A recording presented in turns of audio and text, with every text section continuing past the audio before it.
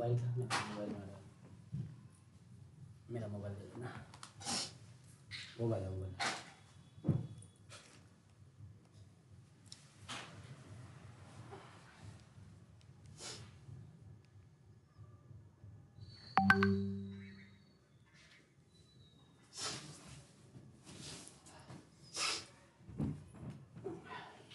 नमस्कार दोस्तों, स्वागत है आप सभी का हमारे YouTube चैनल गांव वाला ट्रेडर में। तो आपने डिस्क्लेमर पढ़ ही लिया होगा कि this stock analysis is for educational purpose only. We are not SEBI registered investment adviser or research analyst. We are not responsible for any profit or loss. स्वागत है आप सभी लोगों का आज की मल्टीबैगर स्टॉक क्लास में। और मैं बोलना चाहूँगा आप लोगों को कि इसके पहले भी जो भी एनालिसिस हम लोगों ने किए हैं स्टॉक्स के, उसमें आप लोगों ने कहीं ना कहीं वो आपको बहुत अच्छे लगे होंगे, ये हम आशा करते हैं। और जो नए लोग जुड़े हैं उनको मैं बोलूँगा कि हमारे चैनल को आप लाइक, शेयर और सब्सक्राइब करें, ठीक है। उससे हम लोगों को बहुत हिम्मत मिलती है और बहुत ताकत मिलती है, ताकि हम आप लोगों के लिए अच्छी अच्छी रिसर्च करके लेके आएँ, नई नई चीज़ें आप लोगों के लिए लेके आएँ, है ना। तो चलिए अपन शुरू करते हैं आज की क्लास। पहली स्लाइड, इसमें हम लोगों ने आप लोगों को कुछ अलग अलग तरीके के स्टॉक्स का एनालिसिस बता रखा है। सामने स्क्रीन पे आपको नाम दिख रहे होंगे सारे, जो भी पिछले हम लोगों ने आप लोगों को बताए हैं स्टॉक्स एनालिसिस, उनका नाम दिख रहा होगा। और मैं आप लोगों से रिक्वेस्ट करूंगा कि इनके जो भी एनालिसिस हम लोगों ने किए हैं, उनके वीडियोस जो हैं वो हमारे चैनल पे अवेलेबल हैं ऑलरेडी। तो आप उन वीडियोस को देखें और उसके अकॉर्डिंग फिर P&L एनालिसिस करें आप, कि वो जो स्टॉक्स हैं उनका एनालिसिस हमारा सही था या नहीं था, गलत था, सही था, क्या था, है ना। और ये हमारा किसी तरीके का कोई रिकमेंडेशन नहीं है, ये जो भी हमने एनालिसिस किए हैं ये सिर्फ हमको लगा इसलिए हमने एनालिसिस किया है। आप अपने इन्वेस्टमेंट एडवाइज़र से पूछने के बाद ही कोई डिसीजन की ओर बढ़ें, चाहे वो स्टॉक्स हो, चाहे वो म्यूचुअल फंड हो, कुछ भी हो, इन्वेस्टमेंट रिलेटेड कोई भी चीज़ हो। आप सबसे पहले एक इन्वेस्टमेंट एडवाइज़र जो हैं आपके, जो भी रहें, या जो भी रिसर्च एनालिस्ट हों आपके जानने पहचानने वालों में, उन्हीं के थ्रू जाएं, ये मैं आप लोगों से अनुरोध करता हूं। तो चलिए ठीक है, आगे चलते हैं, अपन आज की क्लास स्टार्ट करते हैं।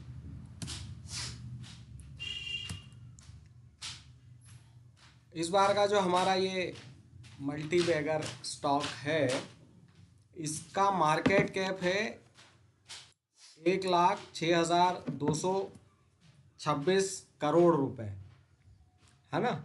मार्केट कैप है 1,06,226 करोड़ रुपए। मतलब ये ऑलरेडी जो स्टॉक है ये मल्टी कैप स्टॉक है ना। मल्टी कैप है ये स्टॉक, लार्ज कैप बोल सकते हैं आप इसको, मल्टी कैप बोल सकते हैं, है ना।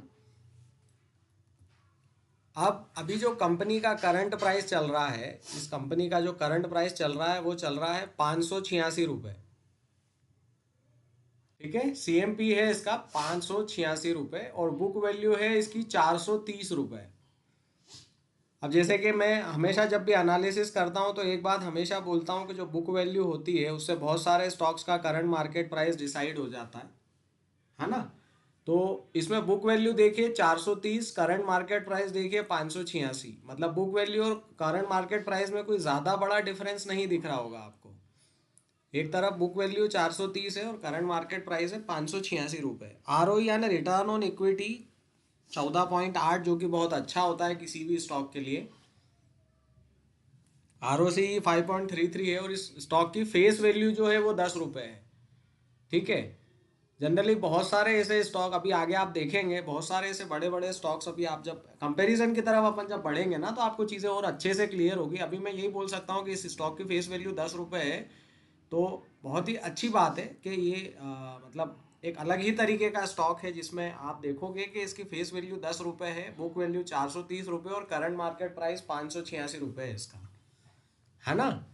तो फंडामेंटली मुझे या हमारी पूरी टीम को ऐसा लगता है, गांव वाला ट्रेडर की टीम को, कि ये अच्छा काम करेगा, है ना। आगे चलते हैं।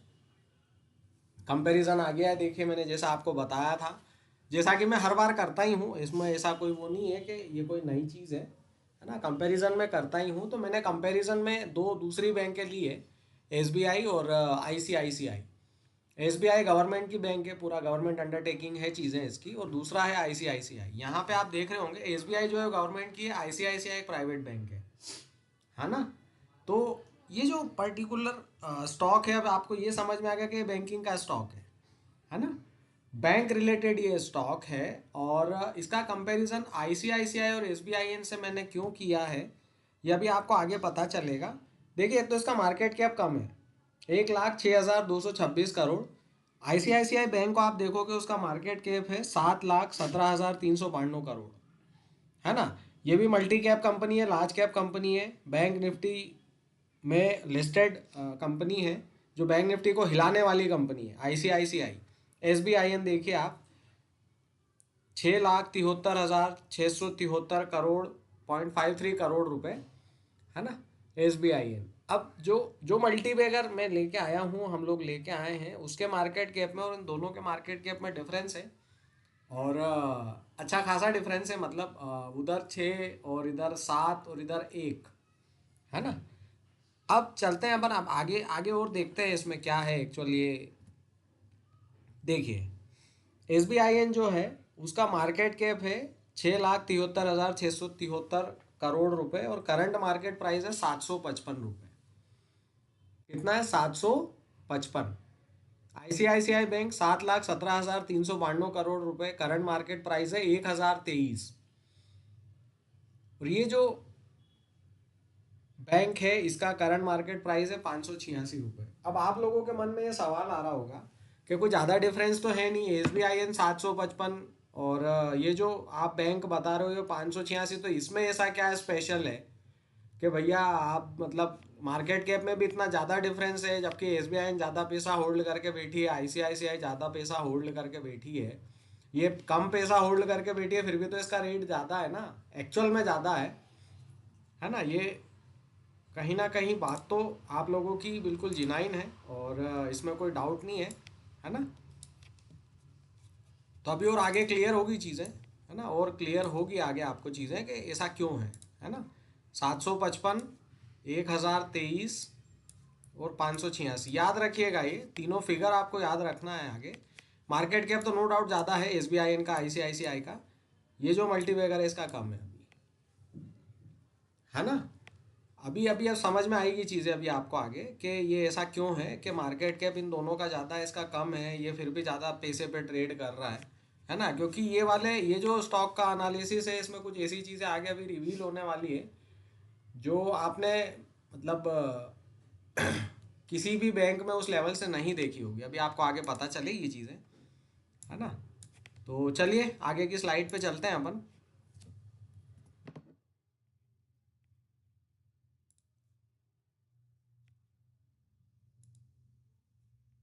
देखिए, एस बी आई एन की बुक वैल्यू है 402, ठीक है। ये जो एक नई तरीके का कंपैरिजन है, ये एक नए तरीके का कंपैरिजन है ना। अलग तरीके का और नए तरीके का कंपैरिजन है, वो आपको धीरे से समझ में आएगा अभी, ठीक है। ये देखिए आप यहाँ पे तीनों चीज़ें देखिए। एस बी आई एन की बुक वैल्यू है 402, ट्रेड कर रहा है 755 रुपये पे, है ना, ऑलमोस्ट डबल, अपने बुक वैल्यू का डबल ट्रेड कर रहा है। आईसीआईसीआई देखिए प्राइवेट बैंक है, ये प्राइवेट बैंक है ना, आरबीआई ऑथोराइज जरूर है बट प्राइवेट बैंक है। 307 रुपये की बुक वैल्यू है, ट्रेड कर रहा है 1,023, 3 तिया 9, यानी अपने बुक वैल्यू से 3 गुना से भी ज़्यादा का ट्रेड कर रहा है ये। तीसरा स्टॉक है, जो तीसरी बैंक है उसकी बुक वैल्यू देखिए आप, इसकी बुक वैल्यू देखिए और इसका करंट मार्केट प्राइस देखिए आप, है ना। 586, 430, 586, बुक वैल्यू से 1 गुना भी ज़्यादा, 1 ही गुना ज़्यादा ट्रेड कर रहा है ये, है ना। ये एक मेजर फर्क है ना। जब आप कोई स्टॉक का एनालिसिस करें तो इस चीज़ को बहुत ध्यान से एनालाइज किया करें, बहुत ध्यान से एनालाइज किया करें। मतलब ये जो लिखा हुआ है बुक वैल्यू, ये आपको लग रहा होगा कि बहुत मतलब ये क्या नई चीज़ है, टेक्निकल चीज़ है, ये क्या मतलब इससे कैसे एनालिसिस होगा या कंपैरिजन होगा। आपने देखा होगा जब आप कोई मोबाइल खरीदते हो मतलब डिजिटल ज़माना है, सब लोग मोबाइल खरीदते हैं, ऐसा कोई भी नहीं होगा जो मोबाइल नहीं खरीदता होगा। उसमें देखा होगा ना, 8 GB स्टोरेज वाला ज़्यादा अच्छा है, 6 GB वाला कम है, 4 GB वाला और कम है। इसका रेट भी कम हो जाता है, इसकी परफॉर्मेंस भी कम हो जाती है। 6 GB है तो उसका रेट ज़्यादा हो जाएगा, परफॉर्मेंस और ज़्यादा हो जाएगी। 8 GB है तो रेट और ही ज़्यादा हो जाएगा और परफॉर्मेंस और भी ज़्यादा बढ़ जाएगी। सेम चीज़ रैम में होती है। रैम जो होती है वो, है ना, जब आप रैम किसी भी उसमें देखोगे तो आप देखोगे कि वो रैम, सॉरी, स्टोरेज, स्टोरेज जो रहता है वो देखा होगा आपने, 64 GB, 128 GB, तो आप यही देख के सब लेते हो ना मोबाइल। तो ये उसी तरीके की चीज़ है कंपेरिजन, कि अगर इसकी बुक वैल्यू 402 है, इसकी 307 है और इसकी 430 है, ये ट्रेड कर रहा है 1023 पे, यानी कि ये ओवर वैल्यूड होते जा रहा है एक्चुअल में आईसीआईसीआई बैंक, है ना। ये अभी डबल पे ट्रेड कर रहा है, ये ओवर वैल्यूड नहीं है। बट अभी इसमें आगे एक चीज़ और रिवील होने वाली है ना, कि मैंने एसबीआईएन क्यों लिया है यहाँ पे। जबकि अभी आप सारे लोगों का एक क्वेश्चन होगा और बहुत बड़ा क्वेश्चन होगा कि भैया एसबीआईएन से किसी स्टॉक को आप कैसे कंपेयर कर सकते हो। वो देश का सबसे बड़ा बैंक है, गवर्नमेंट अंडरटेकिंग, सबसे बड़ा, है ना। लेकिन वो अभी आगे समझ में आएगा। एक तो ये चीज़ समझ में आ गई होगी आप लोगों को, बुक वैल्यू 430 है और इसकी 402 है, 755 पे ट्रेड कर रहा है, ये 586 पे ट्रेड कर रहा है ओनली। और जो आईसीआईसीआई बैंक है वो 307 ही बुक वैल्यू और ट्रेड कर रहा है 1023 पे, है ना। चलिए आगे चल के देखते हैं और क्या है इसमें। देखिए, मैंने स्टार्टिंग में बताया था मार्केट कैप, बताया था आप लोगों को। अब इसमें देखिए एसबीआई की फेस वैल्यू देखिए आप, अभी पीछे बुक वैल्यू देखिए आप सब लोगों ने, अब ये फेस वैल्यू देखिए सबकी। एसबीआई की फेस वैल्यू 1 रुपये, आईसीआईसीआई की 2 रुपये, और जो ये बैंक है इसकी फेस वैल्यू है 10 रुपये। आ रही है बात समझ में। ये जो दोनों बैंक है आपको दिख रही है दूसरी तरफ, एसबीआई और आईसीआईसीआई, इनका मार्केट कैप क्यों है इतना ज़्यादा, स्प्लिट हो चुके हैं दोनों। एक एक जो है एसबीआई गवर्नमेंट की सबसे बड़ी बैंक, वो तक स्प्लिट होके 1 रुपये पे आ गई है। और आईसीआईसीआई बैंक 10 रुपये की फेस वैल्यू से स्प्लिट होके 2 रुपये पे आ गई है। लेकिन ये जो बैंक है ये अभी भी 10 रुपये की फेस वैल्यू पे ट्रेड कर रहा है ना। एक ये मेजर फर्क है ना, ये बहुत मेजर फर्क है और ये बहुत काम की चीज़ है आप लोगों के लिए। आप पीछे की स्लाइड में भी देखिए, बुक वैल्यू में भी आप देखोगे कि ये स्टॉक अच्छा है अभी, है ना, बुक वैल्यू से ज़्यादा ऊपर ट्रेड नहीं कर रहा है। एक तो ये नोट करने वाला पॉइंट है ना, कि इसका करंट मार्केट प्राइस अभी 586 चल रहा है। तो आपको एक पोटेंशियल समझ में आ रहा होगा कि जो बुक वैल्यू है उसके आसपास ही ट्रेड कर रहा है अभी तो ये, है ना। और बाकी की दूसरी जो ये बैंकें दिख रही है आपको, ये अपनी बुक वैल्यू से ऑलमोस्ट डबल टिबल के ऊपर ट्रेड कर रही है ना। दूसरी चीज़ जो है वो ये है,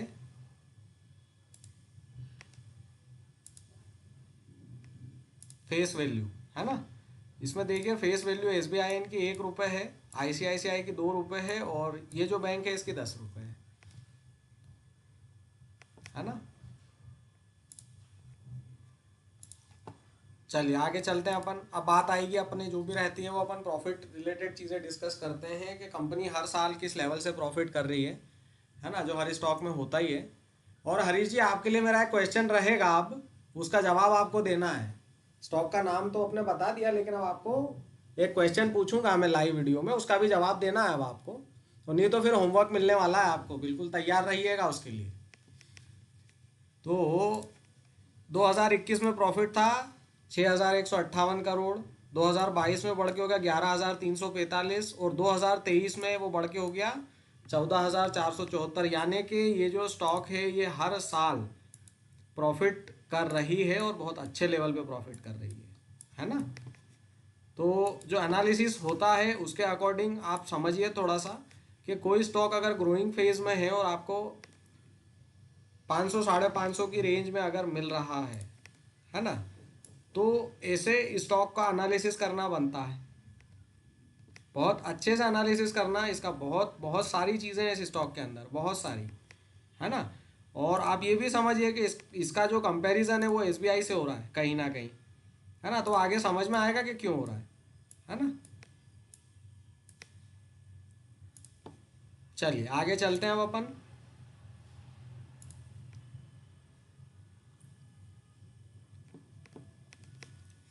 अब इसमें FII और DII की होल्डिंग है 11%, FII की और DII की 14%। ठीक है,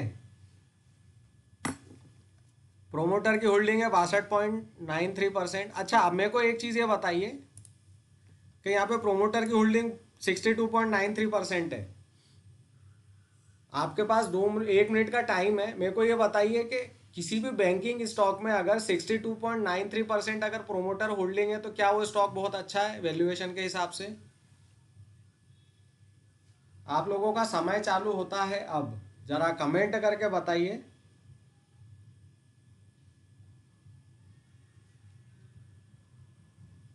प्रोमोटर की होल्डिंग 62.93% है इसमें।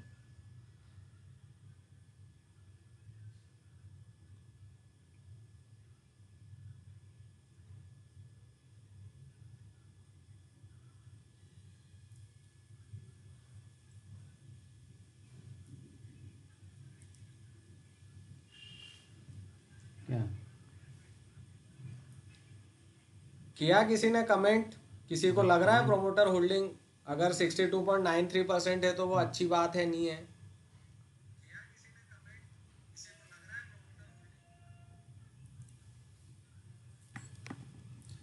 चलिए, सिर्फ एक ही बंदे का कमेंट आया है, और नहीं, राम शर्मा जी का आया है बेस्ट, और ट्रेवल विद सौरभ का आया है जी सर। ठीक है, चलिए, अब ये जो पर्टिकुलर पॉइंट है प्रोमोटर होल्डिंग 62.93%, ये अब अपन क्लास में डिस्कस करेंगे। हरीश जी भी बोल रहे हैं यस, ये अब क्लास में डिस्कस करेंगे अपन, है ना। ये थोड़ी सी अलग तरीके की चीज़ है। प्रोमोटर की होल्डिंग किसी बैंकिंग स्टॉक में 62.93%, ये सही है या गलत है, ये अपन डिस्कस करने वाली। ठीक है, FII DII जो आपको दिख रहा है, मुझे ऐसा लगता है कि आप लोगों को ये खुद एनालिसिस करना चाहिए। इसमें DII में सिर्फ इतना बता पाऊंगा कि इसमें जो DII है एक तो LIC है ना, जो डोमेस्टिक इंस्टीट्यूशनल इन्वेस्टर है उसमें एक इन्वेस्टर है LIC। बाकी भी रिवील कर सकता था, बट थोड़ा बहुत होमवर्क मुझे लगता है जो हमारे सब्सक्राइबर्स हैं उनको भी करना चाहिए। हम उम्मीद ये करते हैं कि आप लोग कमेंट करके बताएं कि भैया, योगेश भैया या जो भी हमारे जो भी टीम के मेंबर्स हैं उनसे उनको एक उत्साह मिले कि यार एटलीस्ट योगेश भैया जो चीज़ें बता रहे हैं, राजेंद्र जी जो जो चीज़ें बता रहे हैं वो आप खुद कमेंट करें तो हमको बहुत अच्छा लगेगा, हम लोगों को बहुत अच्छा लगेगा अगर ऐसा होगा तो। पर ठीक है, कोई नहीं, इसको अपन डिस्कस करेंगे। देखिए, लास्ट स्लाइड में एक चीज़ आप देख रहे होंगे, public will discuss in next slide, can anyone guess? पूछने का मतलब ये है कि इस स्टॉक में पब्लिक की होल्डिंग जो दिख रही है वो है 11.55, 11.55% पब्लिक की होल्डिंग है ना। और ये प्रोमोटर की जो होल्डिंग है वो अभी नेक्स्ट स्लाइड में भी ये दोनों चीज़ें रिवील होगी, प्रोमोटर की होल्डिंग और पब्लिक की होल्डिंग, है ना। अभी तक आपने मेरे जितने भी एनालिसिस देखे होंगे, मैंने आप लोगों से सिर्फ FII DII और प्रोमोटर ही डिस्कस किए हैं। ये पहला स्टॉक है जिसमें मैं आपसे पब्लिक डिस्कस करूंगा। उसके पहले मेरा एक क्वेश्चन है आप लोगों से कि भैया आप लोगों को क्या लगता है इसमें जो पब्लिक की होल्डिंग है ये किसकी हो सकती है? कमेंट करके बताएं जरा।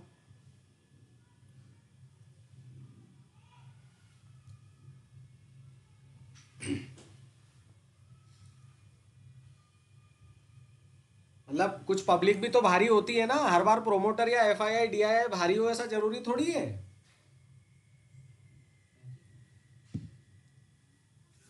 है ना।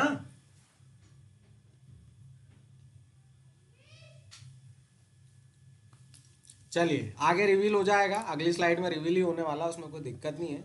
ये जो प्रोमोटर है 62.93 और ये जो पब्लिक है दोनों आगे रिवील हो जाएगा आपको, है ना। आगे चलते हैं अपन। देखिए, नाम दिख रहे होंगे दो सामने आपको, ये जो प्रोमोटर है 62.93 ये कौन है?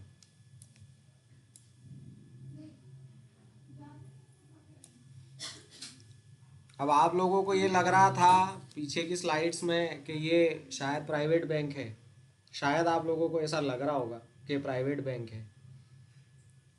नहीं, अगर प्रेसिडेंट ऑफ इंडिया की 62.93% होल्डिंग है किसी बैंक में तो वो bank government of India undertaking कहलाएगी, है ना। गवर्नमेंट ऑफ इंडिया ने अंडरटेक किया हुआ है इस बैंक को, ठीक है ना। समझिए इस चीज़ को थोड़ा सा, जब एनालिसिस करते हो ना तो आपको ये समझना होता है प्रोमोटर कितने हैं, पब्लिक कितने हैं, है ना। अब ये कोई तो नाम लिखा हुआ है यहाँ पे, ये अच्छा बड़ा सा कोई तो, ये इतना फेमस नाम है जो स्टॉक मार्केट हिला देता है। ये वाला जो नाम दिख रहा है ना आपको यहाँ पे, ये स्टॉक मार्केट को हिला देता है, ठीक है। ये जिसमें घुस जाते हैं उसको रॉकेट बना देते हैं, तो बहुत बड़े लेवल पे रॉकेट बना देते हैं। ये जो नाम दिख रहा है ना यहाँ पे, ये लिखा हुआ है रेखा राकेश झुनझुनवाला। लेट श्री राकेश झुनझुनवाला जी की वाइफ की होल्डिंग है इस पर्टिकुलर स्टॉक में, है ना। आप इसी से समझ जाओ अब इस स्टॉक का पोटेंशियल। मुझे लगता नहीं कुछ बताने की जरूरत है इसके बाद, है ना। बट एनालिसिस खत्म करना पड़ेगा,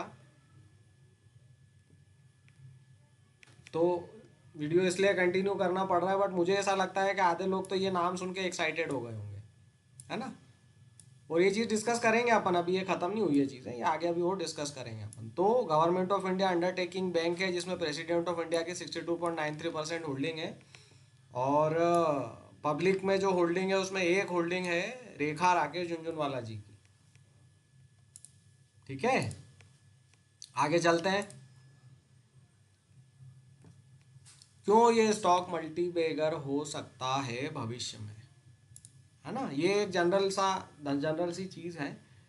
तो जो CAGR है स्टॉक का वो पॉजिटिव है, कंपाउंड एनुअल ग्रोथ रिटर्न, ये पॉजिटिव है ना। स्टॉक का अगर CAGR आप देखोगे तो आपको पॉजिटिव मिलेगा। अब ये जो बैंक है इसकी 3 इंटरनेशनल ब्रांचेस हैं, मतलब तीन तीन देशों में इंटरनेशनल ब्रांचेस है ना। ये 3 इंटरनेशनल ब्रांचेस नहीं है, 3 इंटरनेशनल कंट्री ब्रांचेस, ठीक है। न्यूयॉर्क, लंदन और दुबई। मतलब गवर्नमेंट ऑफ इंडिया की ये जो बैंक है ये वाली, इसकी 3 और देशों में भी ब्रांचें ओपन हो गई है ना। हल्का पतला काम नहीं है इधर, बिल्कुल हल्का पतला काम नहीं है ये, कि एक government of India undertaking bank जो 3 और देशों में ब्रांच लेके बैठी है।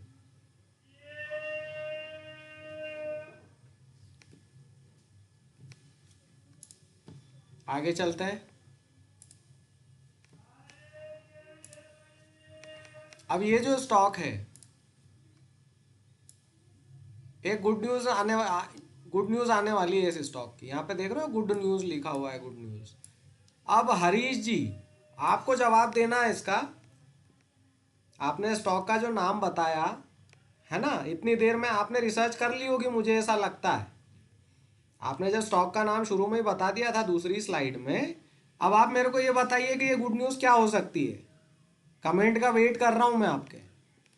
ये जो गुड न्यूज़ है ये क्या गुड न्यूज़ हो सकती है, मेरे को बताइए ज़रा। आपने स्टॉक का नाम जो है वो बिल्कुल बहुत सही टाइम पे जज कर लिया हरीश जी। तो मुझे ऐसा लगता है कि अब आपने गूगल कर ली होगी बहुत सारी चीज़ें एज एन एनालिस्ट। तो ज़रा बताइए क्या गुड न्यूज़ हो सकती है, वो भी इस पर्टिकुलर स्टॉक के बारे में। या बाकी के लोगों को भी लगता है कि क्या गुड न्यूज़ हो सकती है, तो वो ज़रा कमेंट करके बताएं मेरे को। वो आगे वैसे तो रिवील होना ही है, बट मैं चाहूँगा कि जो लोग हम लोगों को फॉलो करते हैं और बहुत अच्छे से फॉलो करते हैं, वो कम से कम समझे तो सही कि ऐसी क्या गुड न्यूज़ है, या क्या ऐसा होने वाला है कि कोई पिटारा खुलने वाला है, क्या होने वाला है आगे। तो कुछ है ऐसा, कुछ ला रहा है दिमाग में। फेस वैल्यू 10 रुपये है, बुक वैल्यू 403 रुपये है, स्टॉक ट्रेड कर रहा है 500 550 में, है ना। SBI ICICI से कंपेयर किया जाता है इसको, है ना।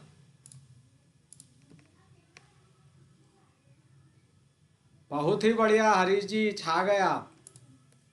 स्प्लिट होने वाला है ये स्टॉक, ठीक है। बहुत शानदार, उम्दा प्रदर्शन। बोर्ड की एक मीटिंग होने वाली है 26 फरवरी को।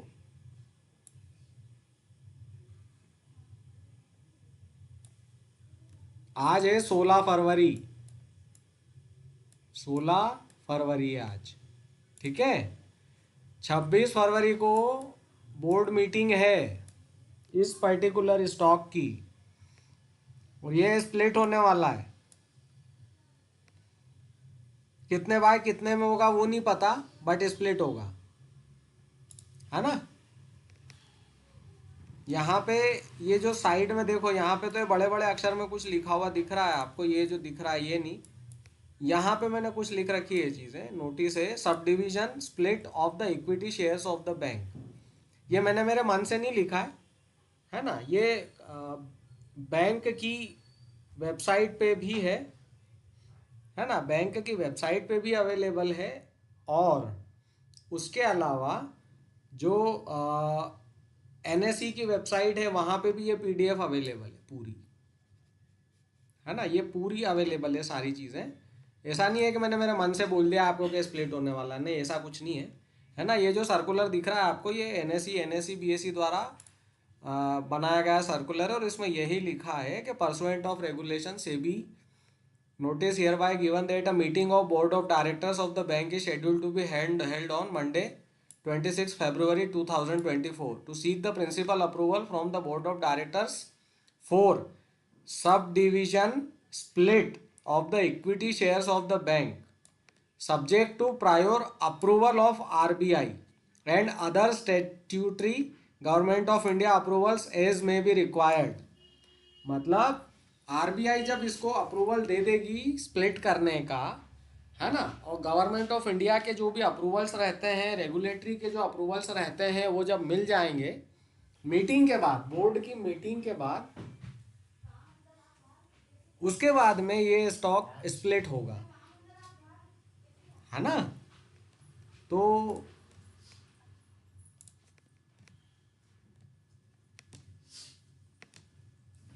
स्टॉक का नाम तो हरीश जी ने बता ही दिया है, मुझे लगता नहीं कि उसमें कुछ बताने की ज़रूरत है अब आपको, है ना। देखिए नीचे एक सिंडिकेट ये लिखा हुआ है, Canara bank government of India undertaking, और यहाँ पे लिखा है सिंडिकेट बैंक, मतलब एक सिंडिकेट बैंक हुआ करती थी, उसको इन्होंने एक्वायर कर रखा है, और यहाँ लिखा हुआ भारत सरकार का उपक्रम, है ना। चलिए तो ठीक है,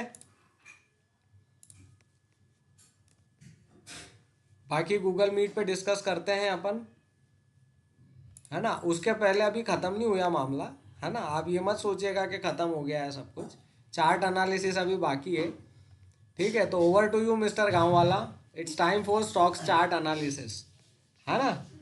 चैनल को लाइक शेयर सब्सक्राइब करें भैया, यही उम्मीद करते हैं हम आपसे, है ना। और अभी चार्ट एनालिसिस के लिए over to you Rajendra ji.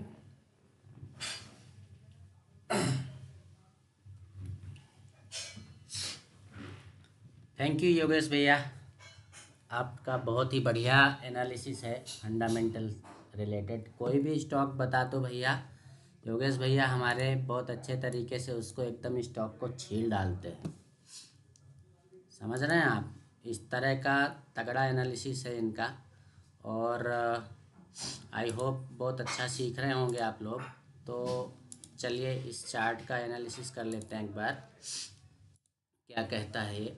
2 minute लूँगा मैं आपसे। अब देखिए, आपने फंडामेंटल तो पढ़ लिया है, फंडामेंटल देख लिया है, एक बार उसका टेक्निकल एनालिसिस भी कर लेंगे अगर हम, तो और चीज़ें क्लियर हो जाएंगी, ठीक है।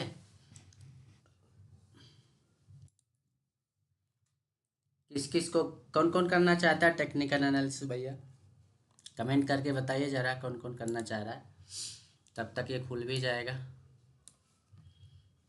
किसको किसको लगता है कि टेक्निकल एनालिसिस करना चाहिए।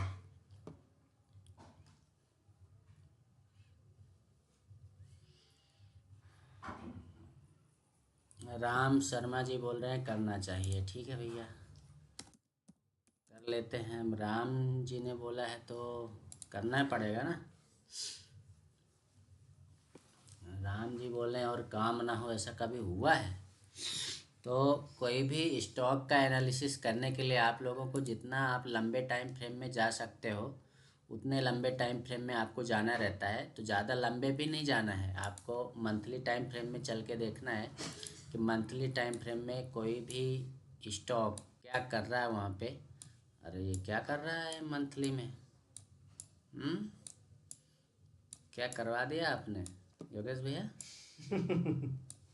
ये तो भागे जा रहा है कंटिन्यू। अक्टूबर 23 से एकदम नॉन स्टॉप रैली, और इस महीने में तो भयंकर ही भागा है। वो तो अभी तक मैंने भी नहीं देखा था हैं। और ये मतलब रैली काफ़ी कुछ कर चुका है ये। मंथली टाइम फ्रेम में तो एकदम धमाल ही मचा दिया है। इस महीने में कहाँ से चालू हुआ था ये? 482, तो 482 से 585, पूरे पूरे 100 पॉइंट ऊपर बढ़ गया। तो 100 रुपये ऊपर चला गया ये। और ये ऊपर जब एक्चुअली इसने यहाँ से रैली चालू करी है ना, 321 से ले जाके 585 पे चला गया है। टेक्निकल के हिसाब से तो अभी भैया फंडामेंटल तो स्ट्रॉन्ग है स्टॉक के, लेकिन थोड़ा सा नीचे जाएगा क्योंकि टेक्निकल हमारा ये मंथली टाइम फ्रेम में बहुत ज़्यादा ये कंटिन्यू, आपने देखा होगा कि ये कंटिन्यू ग्रीन ग्रीन कैंडल बना रहा है मंथली टाइम फ्रेम में। और ये छठी कैंडल है, मतलब छठवां महीना है जहाँ पे ये कंटिन्यू ऊपर जा रहा है। और ये इस महीने में तो बहुत ही ज़्यादा गया है, मतलब 100 रुपये का मूवमेंट ऑलरेडी कर चुका है। आज 16 तारीख है, मतलब 15 दिनों के अंदर। तो अभी इसका जो है हमें अगर बाय करना है, देखिए हम किसी को सजेशन नहीं दे रहे हैं, ये ध्यान रखिएगा बात। हम किसी को किसी भी प्रकार का स्टॉक एनालिसिस कर तो रहे हैं, लेकिन हम बाय या सेल करने के लिए किसी व्यक्ति को सजेशन नहीं दे रहे हैं। It is your own decision, और आप आपके फाइनेंशियल एडवाइज़र से सलाह लेकर ही इन्वेस्टमेंट करें, ठीक है। हम यहाँ पे एनालिसिस कर रहे हैं, जो चीज़ें हमको दिखते हैं वो आपको बता रहे हैं। हमारा इस कंपनी से या इस बैंक से कोई भी संबंध नहीं है, ना ही हमने किसी भी प्रकार का पैसा लिया है ये बताने के लिए कि स्टॉक बेहतर है, ठीक है। हमारी पकड़ में ही आया कि ये स्टॉक फंडामेंटली स्ट्रांग है, और आगे जाके हम क्या करेंगे, इसमें हम अगर बाय कर लेते हैं तो हमारा अच्छा फ्यूचर हो सकता है, क्योंकि लॉन्ग टर्म होल्डिंग के लिए अच्छा स्टॉक है ये। अब मंथली टाइम फ्रेम में तो हमने देखा कंटिन्यू ये ऊपर ही जा रहा है। एक बार मंथली से नीचे चल के देख लेते हैं वीकली पे। वीकली टाइम फ्रेम में हमने देखा कि वीकली टाइम फ्रेम में भी कंटिन्यू ऊपर ही जा रहा है, और पिछले 2-3 वीक से ये कंटिन्यू ऊपर जा रहा है। अब ये वीकली टाइम फ्रेम के अकॉर्डिंग अगर हम चलें तो थोड़ा सा इसको हम नीचे आने देंगे, जैसा कि हमारा टेक्निकल एनालिसिस कहता है कि जब भी कोई स्टॉक या कोई इंडेक्स ऊपर जा रहा हो तो ऐसे ही करके जाएगा, है ना, सीधे तो ना चला जाएगा। जैसे ये भी गया है तो पहले यूँ आया, फिर ऊपर गया, फिर यहाँ रुका, फिर ऊपर आया, फिर नीचे आया, फिर ये ऊपर गया, ऐसे करके ऊपर गया, है ना। तो आप देख रहे होगे यहाँ पे कंटिन्यू कि 3 कैंडल यहाँ पे ग्रीन बनाई है इसने। अब एक रेड बननी चाहिए, एक या दो जितनी भी बन जाए, और फिर नेक्स्ट कैंडल जो आपको ग्रीन बनती दिखाई दे उसके बाद आप घुस जाना, मतलब आप वहाँ पे बाय कर सकते हो। बट ये हमारा सजेशन नहीं है भैया, टेक्निकल फंडामेंटल जो हम बता रहे हैं वो सिर्फ हमारा एनालिसिस है। बार बार आप लोगों को वही बता रहा हूँ कि यह सिर्फ और सिर्फ हमारा एनालिसिस है, हम सजेशन नहीं दे रहे हैं। वीकली टाइम फ्रेम से हम एक बार डेली टाइम फ्रेम में आ जाते हैं।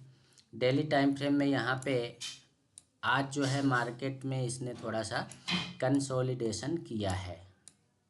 डेली टाइम फ्रेम में यहाँ पे एक आपको बाइंग अपॉर्चुनिटी दिया था, जो कि आपको मिली होगी 14 फरवरी को, है ना।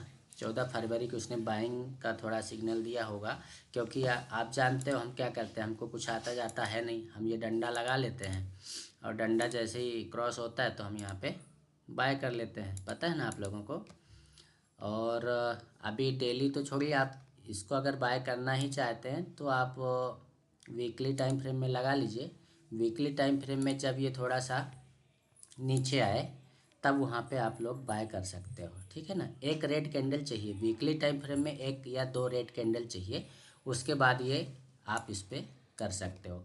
तो आई होप आप लोगों को समझ में आ गया होगा। और हमारा ये छठवां मल्टी बैगर स्टॉक है, और वीडियो अगर आप लोगों को अच्छा लग रहा हो, हमारा स्टॉक एनालिसिस अच्छा लग रहा हो, योगेश भैया बहुत अच्छा फंडामेंटली स्टॉक ढूंढ के लाते हैं। देखिए वो आप लोगों के लिए इतनी मेहनत करते हैं और पूरा हफ्ते में आपको एक दिन एक स्टॉक मिलता है, कभी कभी 2 स्टॉक मिल जाते हैं, है ना।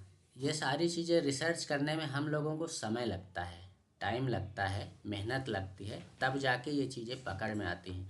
नहीं तो अगर ऐसे हो तो हर कोई नहीं स्टॉक एनालिसिस वो सारी चीज़ें कर ले, है ना। तो हम लोग सिर्फ एनालिसिस कर रहे हैं, सजेशन नहीं दे रहे हैं। अगर वीडियो आप लोगों को अच्छा लगता है, हमारा एनालिसिस अच्छा लगता है, तो वीडियो को लाइक कीजिए, चैनल को सब्सक्राइब कीजिए और अपने दोस्तों के साथ शेयर ज़रूर करें। बहुत बहुत धन्यवाद। जय हिंद, जय भारत। लाइव स्ट्रीम बंद कर रहा हूँ, सभी लोग गूगल मीट में आ जाओ, तो वहाँ पे जो डिस्कशन करना है हम डिस्कशन भी कर लेंगे, ठीक है।